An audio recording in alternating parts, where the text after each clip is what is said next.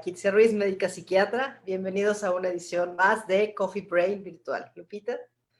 Hola, ¿qué tal? Buenos días. Soy la doctora Guadalupe Castro, psiquiatra y terapeuta. Bienvenidos a todos. Bienvenida, Monique. Muchas gracias por acompañarnos y apoyarnos como cada semana. Y bueno, pues el día de hoy tenemos un tema que fue solicitado a través de los comentarios que nos hicieron, y es cómo puedo ayudar a alguien con depresión y ansiedad. Entonces, pues, creo que lo primero que hacemos cuando tenemos algún familiar o estamos cerca de alguien que tiene depresión o ansiedad es que lo vemos como un tabú, ¿no? Y muchas veces ni siquiera nos atrevemos a preguntar el cómo se siente. Y quizá ese sería como el primer punto, lo más importante, ¿no? Es si tú cómo estás, si tú cómo te sientes. Sí, yo creo que es un excelente inicio porque, bueno, puede ser que ni siquiera sepamos que la otra persona tiene depresión y ansiedad, pero notamos algo en la otra persona. Y usualmente cuando vemos algo extraño, tendemos a tomarlo un poco personal, como a pensar que esa persona o está enojada con nosotros o ya no nos quiere. Entonces, este inicio de ¿y cómo te sientes? Ponernos a pensar qué estará pasando con el otro que está actuando así. Así es. Y creo que aquí vamos a hablar como también ir desmitificando muchas cosas, ¿no? Es a veces ante lo desconocido, el no saber de qué se trata, nuestras palabras pudieran ser como muy torpes o nuestro acercamiento. Y definitivamente sí hay muchas cosas que debemos evitar cuando estamos cerca o queremos ayudar a alguien que tiene depresión o ansiedad. Y lo primero y lo más importante es eh, entender que muchas veces no es cuestión de voluntad, no es que la persona quiera estar así, sino hay cambios en su cerebro, en la parte química, en la parte eléctrica, que no le permiten como actuar de una forma adecuada. Entonces, creo que la primera palabra que debemos evitar es échale ganas, tú puedes. Sí, bueno, mejor también puede ser, pero que no se quede solamente ahí, ¿no? Y esta torpeza que tú mencionas, por ejemplo, de alguna forma que me parece un término que lo ilustra, pero me quedo pensando con qué tiene que ver que uno haga cosas, tenga acciones que uno no pretende que estén en perjuicio del otro, pero con qué tiene que ver que reaccionemos de diversas formas y nos quedemos nada más en el échale ganas, ¿no? Y pensaba como en el miedo, en el desconocimiento, en lo que nos mueve a nosotros mismos, en nuestras emociones, ¿no? Entonces, justamente es la reflexión que hacía en la semana pensando en el tema, que cómo podríamos ayudar a alguien, no como profesionales, sino como familiares. Y bueno, pues me iba mucho a eso, ¿no? A que cada quien pueda también ver lo suyo, reconocer sus limitaciones y desde ahí no atribuirlas a, bueno, tú haces y eso me hace a mí enojar o eso me hace a mí sentir mal. Sí, no tomar las cosas personales, ¿no? Eh, yo creo que hay algo que tenemos que aprender a desarrollar un poco y es la empatía, ¿no? Es aprender a ponernos un poco en los zapatos del otro. Y cuando alguien no ha vivido una depresión o no sabe lo que es un ataque de pánico, de pronto cuesta mucho trabajo. Y a veces lo que la persona necesita escuchar simplemente es que no está solo. O sea, que no estás solo en esto, que estás ahí para acompañarlo y que estás ahí para apoyarlo. Que si bien no puedes entender al 100% lo que está pasando, porque solamente él sabe cómo siente y cómo lo está viviendo, que sepa que ahí vas a estar tú para acompañarlo. Sí, sí, y eso es algo, o sea, como que a lo mejor en la teoría es algo que es totalmente cierto, pero me quedo pensando en cuando algún familiar tiene alguna dificultad emocional, vamos a decir que tengo un hijo adolescente y se la pasa de malas, irritado, peleándome, ¿no? Bueno, y ya sé que tiene depresión, vamos a partir de que ya lo sé. Aún así, yo quiero ser muy empático y todo, pero sí es un ejercicio para todos los que están alrededor, tanto de conciencia como de tolerancia, como de manejar lo suyo propio, porque todos tenemos situaciones y esperamos del otro una correspondencia en lo emocional y en todos los sentidos. y al no recibirla, y bueno, obviamente ayuda a saber que el otro no nos la da, no porque no quiera, sin embargo, en un día a día cargado de problemas, dificultades, sí la empatía puede ser que nos cueste trabajo también. Ahora sí que cuando se nos derrama el vaso, ups, ¿no? Ya, ya me enganché con el enojo del otro y yo también tengo mis partes que me duelen, aunque no sea una depresión como tal. Claro. Lo que pasa es que para ser empático uno tiene que entender un poco más cuál es el problema y entonces hay que informarnos, hay que leer, hay que buscar fuentes, hay que entender por qué la persona está reaccionando como reacciona y por qué se siente como se siente. Eh, a veces esta falta de empatía es, como tú bien dices, cada quien tiene sus propios procesos y creo que se necesita mucha madurez emocional, ¿no? O sea, mucha madurez, entender que la persona que está enfrente de nosotros quizá le está pasando peor que como nosotros le estamos pasando, ¿no? Y a veces hacer pausas y de pronto poner esa distancia de decir, a ver, dale su tiempo, está enojado porque está muy ansioso, dale su tiempo, dale su tiempo fuera, que pase, no está teniendo un buen momento y ya después entonces nos acercamos nuevamente, ¿no? Creo que los tiempos, dar esos tiempos a las personas también ayuda, tanto para el que está deprimido o ansioso como para los que estamos alrededor. Así es, y bueno, aquí Monique nos pone un comentario muy interesante con eso de que todos ahora dicen que te alejes de la gente tóxica, cómo diferenciar entre gente tóxica y alguien que está pasando un mal momento. Está súper de moda esto de la gente tóxica. Yo diría que esa gente tóxica, como le llaman, tiene una dificultad en su manejo emocional, o bueno, a lo mejor puede ser hasta que la dificultad la tenga yo y no me caiga bien el otro, no lo sé, pero creo que no se trata de como de etiquetar a alguien y decir el problema lo tienes tú y ya, ¿no? Es una situación más compleja. Puede ser que esa persona que yo veo tóxica porque me grita, porque se enoja, porque no quiere hacer nada, porque no le echa ganas, puede ser que esté deprimida. Puede ser que tenga alguna otra situación de salud mental, como un problema en su personalidad o alguna situación. Entonces, yo creo que sobre todo en las personas con las que no te puedes alejar tan fácil, o sea, no puedes tener una ex mamá o un ex papá o un ex hermano, ya sería como tratar de limar, ¿no? Creo que el acercamiento es bien importante, ¿no? El saber cómo nos acercamos. O sea, si vemos a alguien que es tóxico en nuestra vida, a lo mejor podemos utilizar frases mucho más empáticas, más de decirle como vete a volar, no, no quiero saber nada de ti, es me preocupo por ti y parece que no le estás pasando bien o que no tienes un buen momento, quieres platicar, hay algo en lo que puedo ayudarte. O últimamente te veo como muy angustiado, estás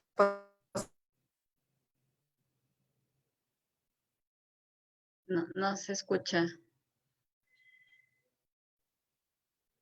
cosas, que a veces es un poco la forma en la que decimos las cosas, no tanto el acercarnos, ¿no? ¿Sí se escuchó? No,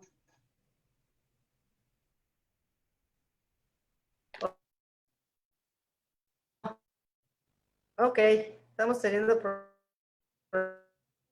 sí, sí te escuchas muy cortada. No sé si tú nos escuchas, pero problemas mientras se estabiliza mi red. sí, sí, sí. Sí, yo creo que, bueno, porque también es cierto esto que dices, que a veces se hace un cambio en la persona. Hay una diferencia entre un cambio de unos meses o de un tiempo para acá y de cómo podemos actuar ante una persona así y alguien que ya tiene una estructura de su personalidad, de su forma de ser, que definitivamente no nos cae bien y probablemente y no haya forma de que nos caiga bien, pero no se trata de hacer una ruptura así como fuchi, ¿no? Se trata de hacer un espacio, una distancia sana, ahora que estamos de moda con la sana distancia, con esas personas cuyas acciones no nos caen bien a nosotros. O sea, no es que esa persona tenga algo mal, ¿no? Bueno, yo así lo vería. No sé si tú nos escuchas, Kitty.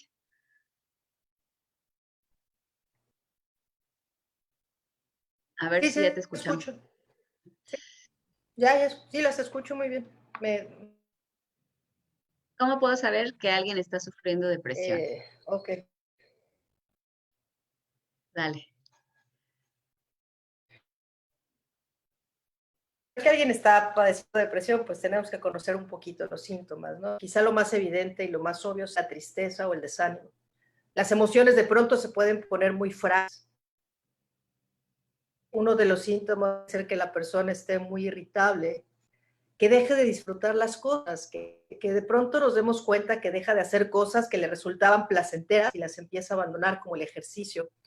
El aislamiento, que a lo mejor ese ahorita no es como un buen parámetro por lo que estamos viviendo, pero que deje de frecuentar por las videollamadas o por llamadas telefónicas a los amigos, ¿no?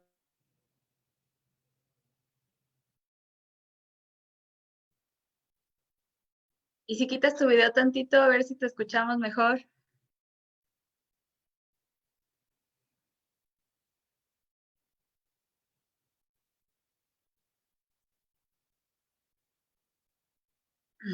Bueno, no sé si los demás, yo no escucho, yo no le escucho. No. Ok. Bueno, pues mientras regresa la doctora Kitia, yo quiero hablar de cómo identificar la depresión en los niños, porque sí tiene ahí unas características diferentes. Es muy difícil que un niño llegue y te diga estoy triste, porque Puede ellos cambiar el todavía apetito. no alcanzan muchas veces, y depende de la edad, a identificar emociones. Ajá, no pueden procesar como en el pensamiento qué les está pasando, y lo que se observa en ellos es irritabilidad. Se empiezan a poner muy enojones, muy irritables, y la queja es, se está portando muy mal. De repente, o sea, un niño que iba bien y de repente empieza a estar muy enojado, muy contestón, esa es una parte que se puede observar, o empieza a estar frecuentemente aburrido, todo les aburre, ya no quieren ir a la escuela, ya no empiezan a estar como más berrinchuditos o a no querer dormir solos, empiezan a estar como más puede ser apáticos, se les puede ver francamente tristes. Yo creo que es bien difícil identificar la tristeza en los niños. Hay una negación a ver a un niño triste, o sea, a mí me hacen preguntas a veces de, ¿en serio los niños pueden tener depresión? Y pues sí, ellos pueden tener depresión también, y desafortunadamente, pues a veces pasan muchos años, van avanzando en su desarrollo entorpecido, porque pues obviamente con una depresión uno no se concentra igual ni puede tener el mismo resultado en sus actividades. Entonces empieza a haber pues un fracaso en la escuela, y se empieza a encasillar a ese niño como un niño flojo, como un niño grosero, como un niño tonto, inclusive cuando no tiene nada que ver con eso, sino con una depresión que no se identifica. Entonces, en los niños es muy, muy importante identificar algún cambio en su forma de ser, eh, y no atribuírselo específicamente a la edad, ¿no? Es que, ay, bueno, es como ya es adolescente, entonces ahora ya es normal que obviamente en la adolescencia sí hay cambios en cuanto al estado de ánimo, pero no todo puede ser atribuido, sobre todo conductas a lo mejor de riesgo, o si algo ya nos llama la atención o tenemos duda, creo que es mejor consultar, ¿no? Entonces, es muy importante que cuando tengamos un familiar, un amigo, un compañero de trabajo, y observemos un cambio, algo que nos llama la atención, algo que no nos gusta, no nos precipitemos a hacer un juicio, a decir, ah, este está mal, este está loco, o no, o le caemos mal, ¿no? Sino a pensar cómo se siente, qué motivos tendrá para estar tomando las acciones que tiene, o por qué a mí no me cae bien, porque también puede ser que algo me mueva a mí y sea más bien eso, ¿no? Y bueno, en lo que regresa la doctora Kitsia, que creo que por ahí ya se está conectando, pues nada más a cerrar esto de los adolescentes, aprovechamos para hablar de los niños y los adolescentes. Justo quería preguntar acerca de los adolescentes, siempre están medio de malas, no quieren hablar, convivir. ¿Qué tanto de esto es normal y cuándo puede ser depresión? Y en general, casi todos los padecimientos en psiquiatría, si no es que todos, tienen que ver con la funcionalidad. Entonces, sí es normal que estén en este proceso de diferenciación, de rebeldía, pero si empiezan a disfuncionar en la parte social, en la parte académica, era un niño que en la primaria sacaba 10 y ahora no puede pasar sus materias, eso ya es algo que no está dentro de la adolescencia. O sea, a lo mejor baja un poquito de calificaciones, tiene ahí, pero si ya empieza a fracasar cuando es alguien con la capacidad para tener un buen resultado o un adolescente que se está quedando sin amigos, pues tampoco es algo que pueda atribuirse a la edad, ¿no? O que ya hay un descuido en su higiene, en su aliño, que le obstaculiza, o si está subiendo demasiado de peso o bajando demasiado de peso, ¿no? O si lo vemos que no descansa, que no duerme cansado. Entonces, y es difícil porque, como lo mencionaba, hay como una defensa automática a pensar que mi hijo pudiera tener algo más y es muchísimo más cómodo o tranquilizador para mí pensar que es la adolescencia. Y eso es una defensa normal del cerebro de las personas. Por eso a veces los que lo identifican son los maestros, no porque a los papás no les importe, sino porque es difícil pensar en que un ser querido, sobre todo un niño o un adolescente, está batallando con una depresión. Creo que ahora sí ya está más estable tu conexión, Kitsia. Ya, estoy con, con datos de teléfono en el teléfono. Creo que está mejor. Pero aquí estoy ya, de regreso. Bienvenida. Y la parte de adultos te la dejé toda. Así es que si quieres Ok. recapitular, creo que no se escuchó mucho. Bueno, entonces, la pregunta era, ¿cómo saber cuando alguien tiene una depresión, cierto? Porque no tengo acceso a los comentarios desde acá, pero creo que esa era la Sí, pregunta. sí. Entonces, se empieza a experimentar, quizá lo más evidente y lo más obvio sea una tristeza que no es solamente una emoción de porque me pasó algo, sino es algo que está presente todo el día, la mayor parte de los días, por lo menos durante un periodo de 2 semanas. Las emociones de las personas suelen estar muy frágiles, muy lábiles. No solamente es el llanto, sino además es que con cosas externas muy pequeñitas, pues pueden ponerse muy irritables o de pronto muy enojados. Eh, eh, Se pierde el interés por las cosas, dejan de hacer actividades que antes le generaban placer, como el ejercicio, el hablar con los amigos, se empiezan a aislar. Quizá ahorita el aislamiento no sea como un buen parámetro a nivel social, pero sí un aislamiento a nivel familiar, ¿no? Se encierran en su cuarto y están ahí, no quieren convivir absolutamente con nadie, dejaron de enviarse mensajes o videollamadas con los amigos. El apetito cambia, puede tener muchas variaciones, de pronto pueden comer de más o pueden dejar de comer. No es raro que la depresión se acompañe con un poco de intranquilidad, de preocupación. Si nos vamos un poco hacia la parte cognitiva, los pensamientos se ponen lentos, les cuesta trabajo de pronto como organizar las ideas o planear.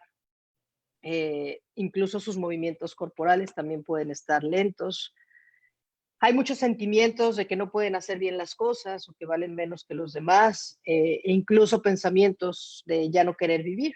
Eh, Como decir, ojalá me duerme y no despierte, ojalá me pase algo, y ya cosas más graves como pues pensamientos o ya suicidas, ¿no? Ya una ideación suicida más estructurada. Entonces, lo que ocurre es que los síntomas a veces no son tan evidentes para los que estamos alrededor. Por eso es tan importante como el acercamiento, el acercarnos a las personas y preguntarles, ¿no? Y cómo se sienten o si los podemos ayudar con algo. O, oye, he visto que te estás aislando mucho, he visto que ya dejaste de hacer ejercicio, he visto que estás últimamente muy irritable, ¿cómo te sientes? Sí, y una dificultad que yo veo en hacer eso es porque, ¿y si me dice que mal? ¿Y si me dice que tiene ideas de morirse? O sea, de repente no abrimos a escucharlo porque tenemos miedo de la respuesta. Y a lo mejor no es un miedo consciente, pero ¿qué haces cuando alguien te dice, sí me siento muy mal e inclusive pienso en morirme? Ajá. La reacción de uno como familiar, yo lo que he visto a lo mejor con los niños y los adolescentes enfocándome, a veces las mamás se sienten muy mal, se sienten culpables, se sienten, pues como que algo hicieron mal, ¿no? Entonces, eso hace que el niño o la otra persona mm, ya no sienta la confianza de seguir hablando de lo que le pasa porque entiende que no puede tener ayuda ahí y que al contrario, está generando un malestar en la otra persona. Claro. Entonces, por eso este tema me pareció tan importante de si alguien nos tiene esa confianza de hablarnos de lo que les pasa, ¿qué hacemos, no? Y bueno, ¿qué hacemos cuando alguien nos dice, sí me siento muy mal y a lo mejor hasta me quiero morir? Creo que lo más importante es no tener miedo, ¿no? A ver, si nosotros entendemos que parte de la depresión es de pronto que pudieran existir estos pensamientos de muerte o esta ideación suicida, si no somos profesionales de la salud mental, lo que tenemos que hacer es sugerirle y ofrecerle atención, ¿no? Y a lo mejor él no sabe quién, o a lo mejor tú no sabes con quién, pero entonces ahí es donde uno pregunta y dice, a ver, es que me dijo que se quería morir, que ya no tenía ganas de vivir, no asustarlos, no entrar en pánico, entender que parte de la depresión es tener estos pensamientos y entonces buscar atención de un profesional de la salud mental. Creo que el suicidio sigue siendo un tema tabú, ¿no? Y a veces incluso dentro del gremio médico, no de los psiquiatras, da miedo preguntarlo, ¿no? Porque se tiene la idea que si le preguntamos le vamos a dar ideas. Y no es así, al contrario, tenemos que saber qué es lo que está pasando por su mente para poderles ofrecer la mejor ayuda. Entonces, cuando alguien nos diga que ya no tiene ganas de vivir o que ha pensado en quitarse la vida, no entrar en pánico, acercarse a que reciba atención con un profesional de la salud mental. Sí, ahí ya es con un profesional de la salud mental, particularmente sí iniciaría por un psiquiatra, porque eso puede ser, lo más seguro, una complicación de un padecimiento médico. Así como un Ujú. dolor por apéndice, por inflamación de apéndice, se puede complicar reventándose y entonces te da un dolor bárbaro que sientes que te mueres del dolor. También una idea de muerte es una complicación médica de un padecimiento que si bien está relacionado con muchas cosas externas, tiene un fundamento en sistema nervioso y el cerebro, como ya lo hemos repetido muchas veces y lo vamos a seguir haciendo, porque hay que tenerlo muy claro, es un órgano y es un órgano que siente y que ese dolor emocional llamado depresión puede complicarse hacia una idea de muerte y es necesario que tengan atención médica. Ahora sí que justamente por eso estamos haciendo estos programas y me parece fundamental porque puede ser que no sea tan fácil que yo diga, mi familiar me dijo que se quería morir, porque a la persona a la que se lo diga puede ser que tampoco lo entienda, pero ahora con este conocimiento puedo orientarme por dónde requiero buscar ayuda y encontrar un Claro. profesional. Claro, y entonces hay cosas a las que sí debemos de estar un poco preparados, ¿no? Nos debemos tomar en serio todos los signos de conducta suicida y actuar inmediatamente. Y cuando alguien ya ha expresado, ¿no? Su ideación suicida, pues tenemos que expresarles y hablar con ellos sobre cuál es nuestra preocupación hacia que ellos se lastimen. Buscar ayuda, comunicarnos con los médicos. Hay líneas directas, ¿no? De atención inmediata, donde cuando el riesgo es muy alto, y es aquí en Quintana Roo es el 911, existe toda una red. Solamente hay que pedir el canal adecuado, marcar 911 y pedir con la línea de prevención del suicidio y asegurarnos que la persona con la que estamos va a estar segura mientras se recibe la atención. Sí, hay un comentario de Facebook de que, bueno, dicen, yo siempre los entiendo porque ya viví esa parte y llegó cuando estábamos hablando de la parte depresiva, particularmente, y yo quería nada más comentar ahí que justamente al haber vivido uno mismo esa situación, eso nos da la posibilidad de entender mucho mejor al otro. Entonces, a mí me da mucho gusto que lo comparta así, porque nos puede dar una empatía infinita el uno ya haber pasado por ahí y haberlo superado. eh, o bueno, inclusive si no se ha superado, uno lo entiende y trata de ayudar. Entonces, pero que no sea necesario haberlo vivido para entender a los demás y no tomarlo como que nos rechazan o como que no nos quieren. No sé, creo que no alcanzo a ver los comentarios. Voy a leer una No, pregunta que nos envían. ¿Por qué hay personas depresivas que no llegan al pensamiento suicida, pero que sí recurre a la automutilación como cortarse? pues es que son cosas, si bien la depresión se puede acompañar de conductas autolesivas, no todas las conductas autolesivas necesariamente es depresión.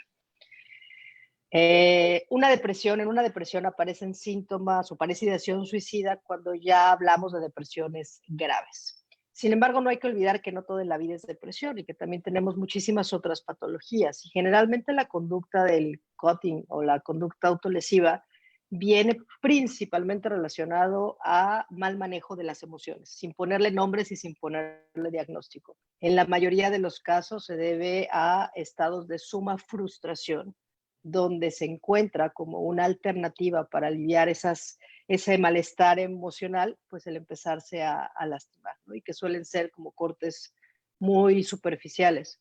No porque sean cortes superficiales significa que no les vamos a prestar atención. Por supuesto que es importante, pero la persona tiene que acercarse a recibir ayuda para aprender a manejar sus emociones de una forma más estable. Y aquí tenemos dos extremos, ¿no? Las conductas autolesivas, y Lupita es la experta en esto, unas suelen empezar en la adolescencia, la mayoría de las veces, y va muy relacionado a eso, al mal manejo de la frustración. Y bueno, y en adultos también, cuando desarrollan ya propiamente trastornos de la personalidad, como el trastorno límite, pues también se asocia mucho a conductas autolesivas y no necesariamente a depresión. Sí, generalmente las personas que recurren a autolesionarse buscan un alivio de ese malestar emocional a través del dolor físico. Ujú. Y bueno, ahí es muy importante porque pues nadie que se esté autolesionando la está pasando bien, ¿no? Nadie ni que se esté autolesionando ni que se quiera morir la está pasando bien.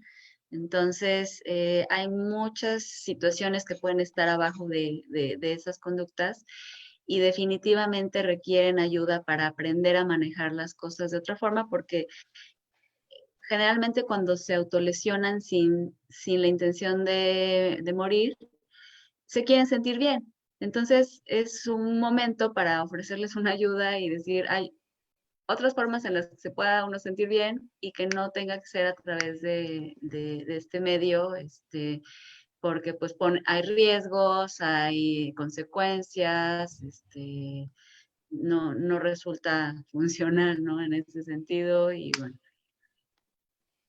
yo Así es. diría eso. Hay otra pregunta. Ya alcanzo a ver las preguntas, las del Facebook, esas sí las puedo Ay, ver. ¿La depresión se puede generar por cambios hormonales? sí, en los cambios justamente en los que el organismo tiene cambios hormonales, en las transiciones, vamos a decir, de la infancia a la adolescencia, todo el cambio hormonal hace susceptible al sistema nervioso y a presentar síntomas afectivos. Y bueno, lo mismo en la edad adulta, los cambios del embarazo, los cambios de la menopausia, entonces, sí colabora, pero no es una... No, no es un factor ni necesario ni suficiente. Forma parte de esta etiología multifactorial de la depresión, ¿no? Donde tenemos un componente biopsicosocial, es decir, nuestro ambiente, nuestros mismos mecanismos de afrontamiento, los cambios en nuestro cuerpo, nuestra parte genética, y la parte hormonal entra en cambios que va teniendo nuestro cuerpo.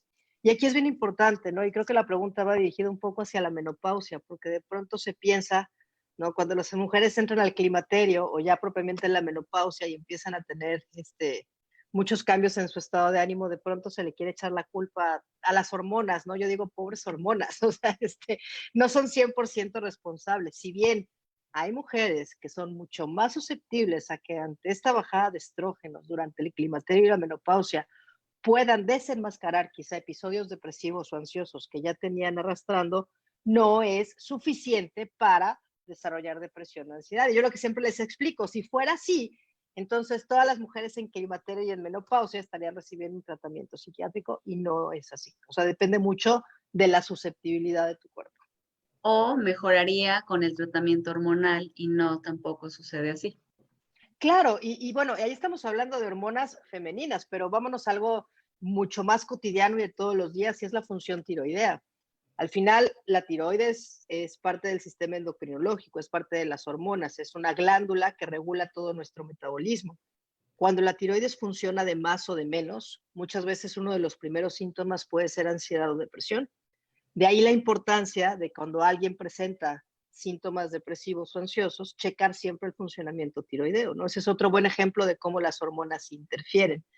Y hay algo que se llama psiconeuroinmunoendocrinología, ¿no? Y es esta interacción que tiene el sistema nervioso central con nuestro sistema inmunológico y con el sistema endocrinológico de las hormonas. Entonces, sí se influyen. Todo nuestro cuerpo está conectado. Sana en cuerpo sano y ahí hablando también de esta parte, lo metabólico, también por eso solicitamos una evaluación de cómo está la glucosa, el colesterol, los triglicéridos, porque también pueden estar relacionadas con síntomas que parecieran una depresión y al final es el cuerpo batallando con otras situaciones. Entonces, sí, es parte de lo que se tiene que considerar y por eso es una evaluación médica porque a veces sucede que si solamente nos enfocamos en los síntomas que sí pueden cumplir criterios y no evaluamos el resto del organismo, como a veces sucede con algunas personas se quedan solamente con eso y le estamos dando terapia al tumor, ¿no? Dicen por ahí como que había una Sí, sí, condición sí. médica y le estamos dando terapia que, bueno, seguramente sí ayuda, pero hay algo más que no se ha atendido. Así es. Así es. No sé si tengan más preguntas por Zoom, que no tengo acceso a esa parte. No, en Zoom ¿No? no hay más preguntas. Ok. Tienen algunas personas conectadas, pero no sé si quieren hacer alguna pregunta.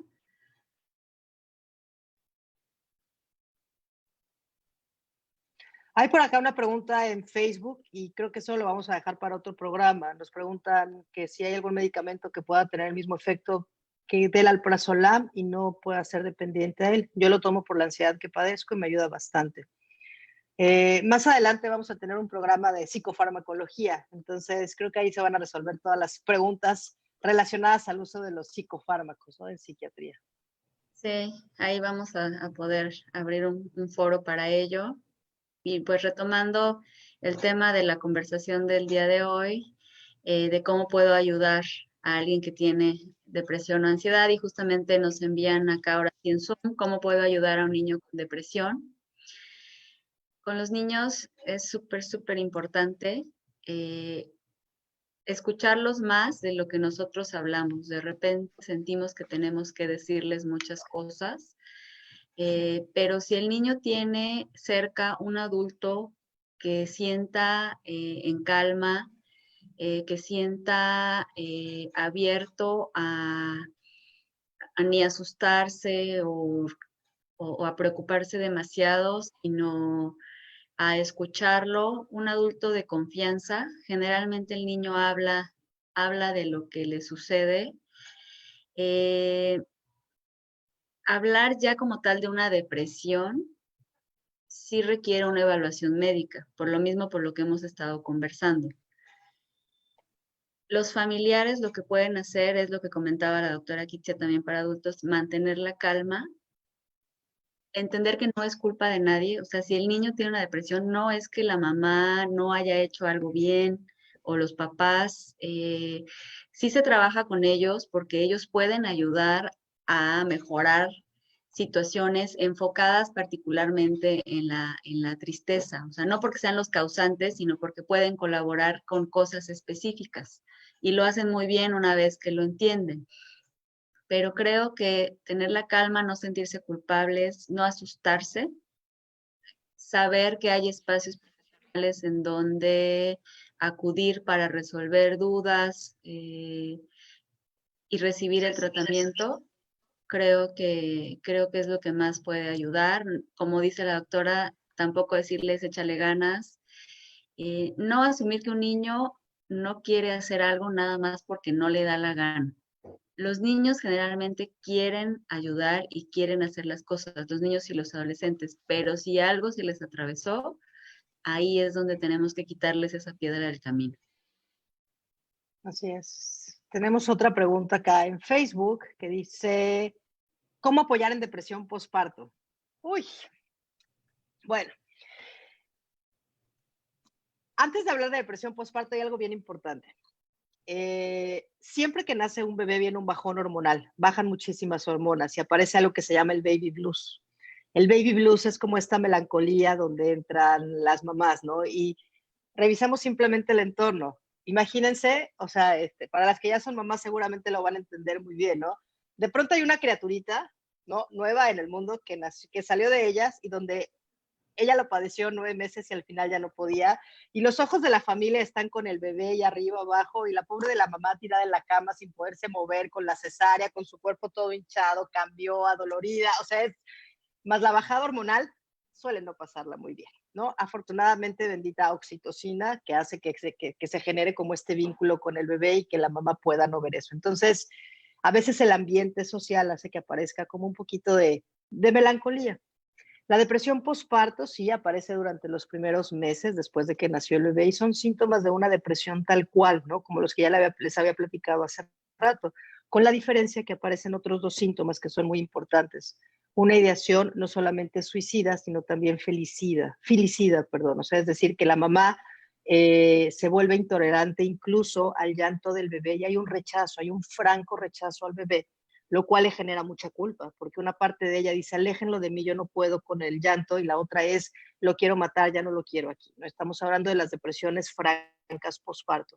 La depresión sí siempre ha sido algo grave, pero cuando se trata de depresiones que aparecen después del nacimiento de un bebé, tenemos que prestarle mucha atención por eso. Entonces, ¿qué es lo que hay que hacer? El abordaje en realidad es el mismo hacia cualquier otra depresión, con la diferencia que la mamá va a requerir mucha ayuda para cuidar al bebé. ¿Por qué? Porque como parte de los síntomas de la depresión hay un rechazo. Y ojo, no es que sea mala mamá, hay un instinto que tienen hasta los animales de protección y de cuidado. Y a todas las mamás, de verdad, este es un mensaje, ¿no? Eh, a veces no lo dicen y sienten mucha culpa de este rechazo. Es que no quiero a mi bebé, es que no aguanto el llanto, es que ¿a dónde lo regreso, no? ¿A dónde lo devuelvo? Y no lo expresan porque sienten mucha culpa. Es como si yo soy su mamá, no lo voy a querer y lo estoy rechazando. Entonces, entender que eso puede ser parte de la depresión y que no son pensamientos que ustedes estén provocando. Entonces, más bien, toca expresar esos sentimientos, toca expresar el cómo se sienten hacia su bebé y entonces solicitar ayuda. Hay una parte muy primitiva, muy instintiva de sobreprotección de las mamás y lo vemos en la naturaleza. O sea, ustedes acérquense a agarrar a un cachorrito que acaba de nacer y la mamá le suelta la mordida, ¿no? Jamás van a dejar que les pase algo. Yo lo que les platico mucho a mis estudiantes cuando hablamos de depresión postparto es que esto puede ser tan grave y no nos explicamos a veces cómo una mamá puede lastimar a su bebé, que de pronto todas estas noticias amarillistas donde mamá mata a su recién nacido, mamá empuja a su bebé, lo avienta, yo estoy casi segura que son mujeres que están cruzando con una depresión postparto grave e incluso psicótica que llegan a lastimar a los bebés. ¿Por qué? Porque ese instinto de cuidado es superior a cualquier cosa, pero cuando están deprimidas se anula por completo. Entonces, pues el abordaje es el mismo que con una depresión, pero necesitan la ayuda de alguien para cuidar al bebito mientras se recupera. Sí, los que están alrededor, pues que tienen esta información y tenerla muy presente por si ven situaciones que a veces, como dices, la mamá no lo va a decir, pero si yo ya sé que existe, sí poder ayudarla a verlo, a decirlo, a buscar la atención. Y los que están alrededor, ayudarla mucho. A la mujer se presiona mucho con que la casa tiene que estar limpia, con que le toca lavar la ropa, con que los trastes. Entonces, los que están alrededor pueden ayudar en todo lo que la casa, la comida, el súper, para que la mamá pueda estar lo más descansada posible y en la medida de sus posibilidades cuidar y estar con el bebé siempre y cuando no haya un riesgo, como tú lo estás mencionando, ya una gravedad, pero sí ser muy, muy, muy empáticos y ayudarla a ella a ser empática consigo misma, porque sí, como mujeres, sí, se nos pone encima una exigencia y nos es muy difícil decir, pues sí, no lavé los trastes y pues sí, no trapié, estoy muy cansada. Así es. A ver, este está interesante. ¿Cómo se puede ayudar a alguien con ansiedad cuando está teniendo una crisis o un ataque de pánico? Bueno, yo recurro mucho a los ejercicios de respiración, o sea, como si la persona puede escucharnos, la respiración es maravillosa si uno logra hacer una respiración profunda, unos ejercicios de respiración profunda. Yo sí es algo que funciona muy bien y poder ayudar a la otra persona a respirar es una herramienta así como que puede uno tener ahí, hablarle con calma, recordarle que respire, que mete aire, llevarla como a un lugar donde pueda sentirse más tranquila, ¿no? Sí, y creo que algo bien importante en ese momento es, a ver, no les podemos decir tranquilízate, ten pensamientos positivos, no va a pasar nada, porque ellos sienten que sí está pasando. Eh, Desarrollar la empatía ante ese momento es explicarles, decir, esto es un ataque de pánico, no te vas a morir, o sea, el ataque de pánico no te va a matar, nadie se ha muerto de un ataque de pánico, yo sé que sientes mucho miedo, vamos a respirar. Y como platicábamos en el programa pasado, la respiración hace que se desactive todo ese sistema nervioso simpático, que es el responsable de la descarga adrenérgica, y entonces si empezamos a inhalar en 5 tiempos y exhalar en 5 tiempos puede ayudar a bajar como la ansiedad y sobre todo acompañarlos, ¿no? A veces ya no decirles nada más es, no te vas a morir, es un ataque de pánico, va a pasar, porque pasan los ataques de pánico y vamos a respirar, Sí, sin los que dejar que se estamos nos hiperventile. alrededor, no caer en otro ataque de pánico. O sea, los que estamos alrededor, mantener la calma y desde ahí ese acompañamiento. Pero si él se pone en un ataque de pánico y a mí me da el estrés y también me pongo súper nervioso porque no sé qué hacer, pues ahí ya son dos. Sí. El pánico que lleva al pánico. Sí. Entonces, pues mantener la calma, respirar uno mismo, ayudar al otro. Aquí hay una pregunta. ¿Se puede tener alguno de estos padecimientos de por vida? Recuerdo que una maestra me comentó que tiene que tomar antidepresivos de por vida porque su cerebro no produce la serotonina suficiente. Pues son las depresiones crónicas.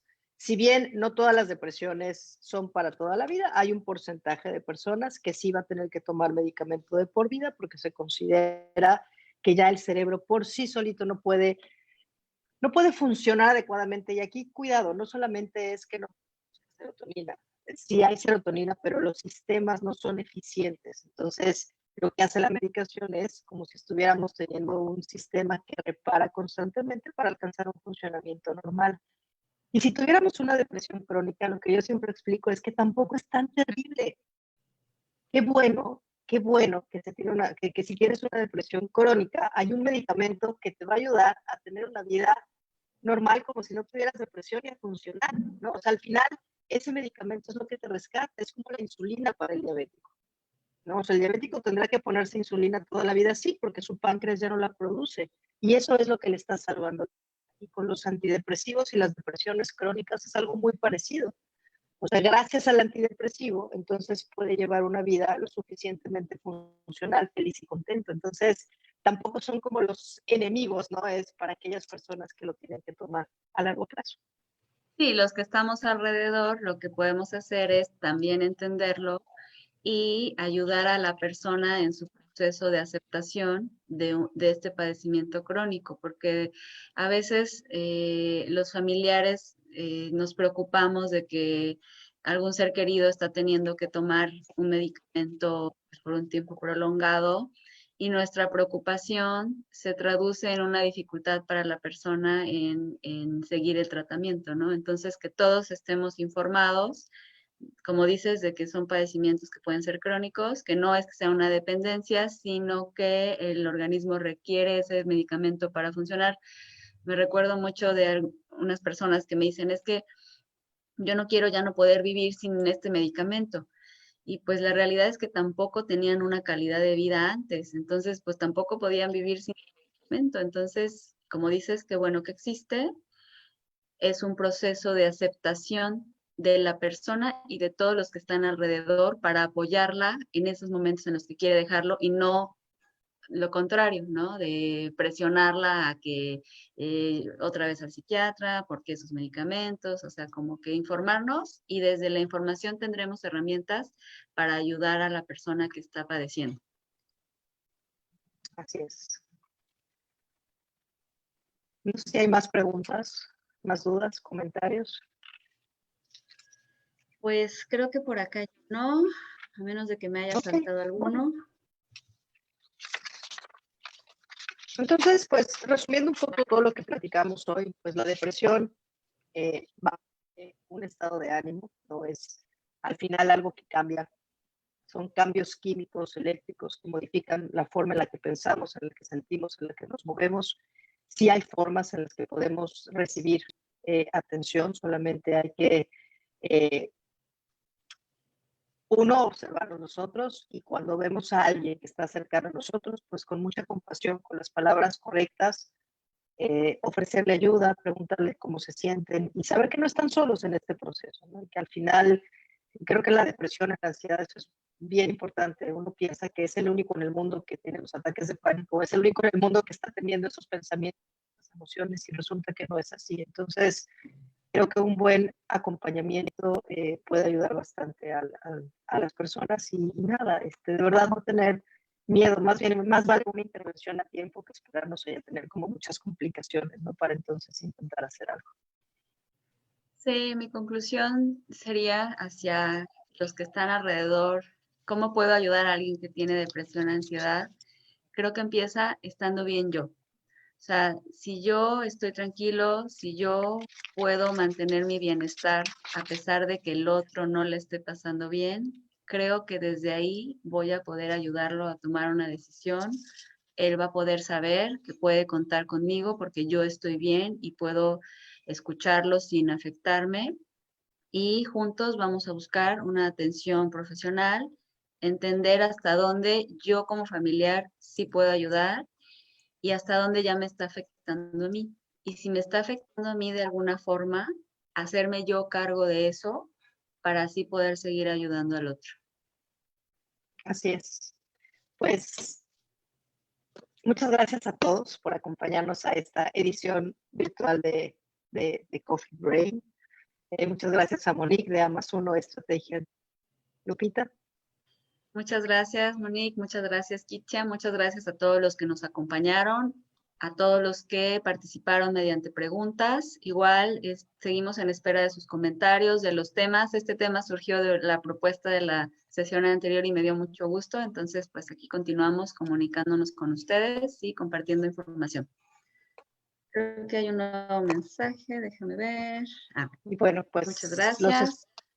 Gracias, interesante información, buenos puntos y guía, gracias. Ok, gracias. Gracias y nos vemos próxima semana, misma hora, mismo canal. Adiós. Bye. Bye.